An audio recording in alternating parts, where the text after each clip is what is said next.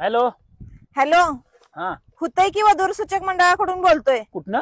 हुतय की वधूवर सूचक मंडळ. मग होतंय काय आमचं?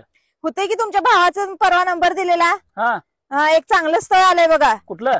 मुंबईचं स्थळ आहे. पोरगी पुण्याला सर्व्हिसला आहे. हा पोरगीला फक्त 15 दिवसात 20 मिनिटासाठी घरी सोडतात. 20 मिनिटासाठीच फक्त तिला ब्रेक असतोय. होय. मग मला सांगा ती पोरगी काय मग कशावर म्हणजे काय किंगफिशर पक्षावर बसून घरला येणार आहे का एवढ्या स्पीडनं? 20 मिनिट 15 दिवसात 20 मिनिटं घरला येणार ती? हा होय. मग आमच्या भावाचं मिलन हा प्रकार कवा होणार? कसं काय काय ते 15 मिनिटात तुमचं बघून घ्यायचं काय करायचं उरकायचं ते मला काय सांगू नका. आम्ही फक्त स्थळ सुचवतोय. ते मिलनाचं तुमचं तुम्ही बघून घ्या. तुम्ही आहे, तुमचा भाऊ आहे, ते पोरगी आहे, बघून घ्या.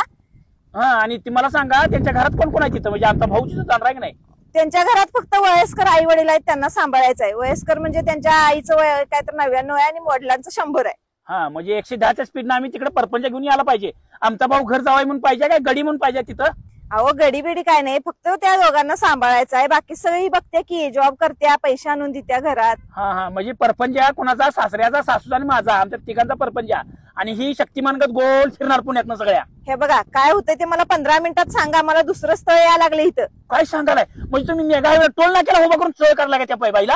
हे बघा आला बघा फोन आला बघा. आला आला आला आला आला. हा अक्षिता अक्षिता होऊन दे तिकडे बोंबला जाऊन दे.